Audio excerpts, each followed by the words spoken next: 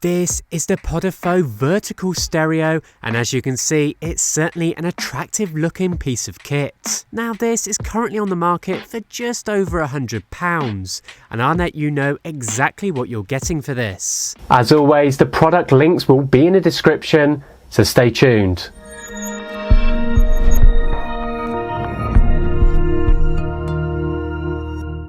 If you'd like to skip any parts of the video, I'll put a link in the description for time codes, including the installation. So in the box you do have everything hopefully you need to get up and running.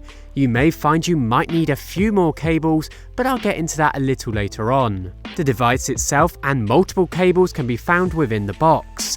Those cables consist of 2 USB cables, 2 alternative audio cables, and the GPS module for navigation. You are also supplied with these brackets needed along with 4 little screws. So taking a quick look around the device, it's safe to say this is an extremely attractive looking display, and it's one of the reasons I went for it, with hopes of it improving my car interior. On the front you have this perfect mixture between an all touchscreen display while still maintaining those really nice shortcut tactile buttons. It really is nice. The buttons surprisingly don't feel cheap. They have this smooth spring-back feeling you'd find on more expensive models. The volume dial on the other hand kind of feels cheap compared to the buttons, but it's not an area that was a concern for me. And on the back you have all your inputs, and this is probably where you're going to want to take the most attention. Purely due to the fact you're going to want to make sure all of the cables needed are provided, or you may need to go out and buy some alternatives. To put it in basic terms,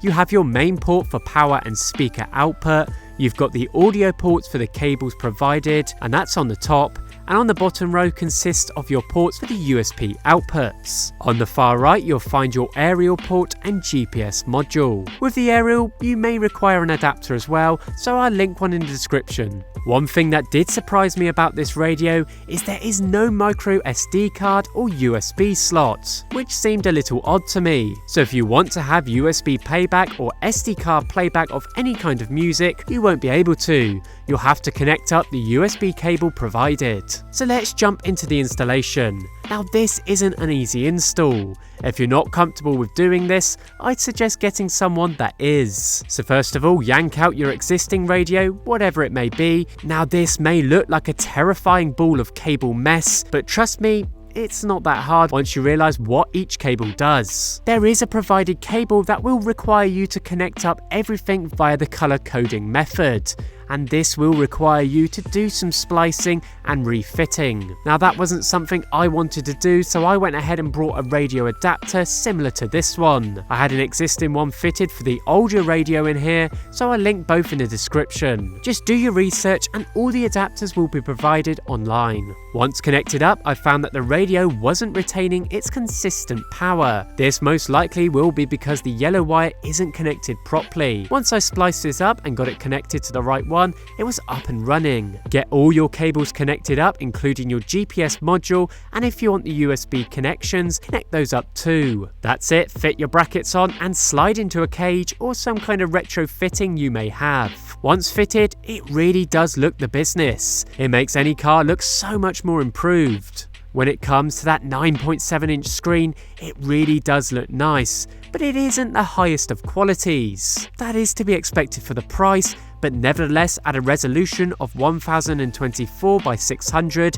you're getting what's needed to polish off your car's interior. There are plenty of stock features on here to play about with. The basic radio and audio playback features are fantastic and act as the perfect ambience for your car. When it comes into diving into the more demanding features, the onboard 16GB of storage and basic 1GB of RAM surprisingly can handle them with ease. You've got features like Android and iPhone mirroring, allowing for you to connect your phone and mirror your display.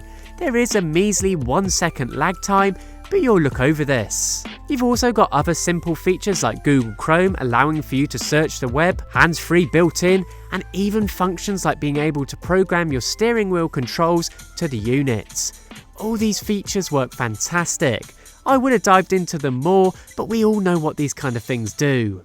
For the price, you really can't go wrong. The features on board offer basic enough functions and even more. Yes, it's not the highest demanding product and not the highest quality product on the market, but it's certainly one that won't set you back too much, but still allowing you to update your car. Whether you're on the market for a new stereo or you think you want your car looking like a Tesla, this certainly is one to think about.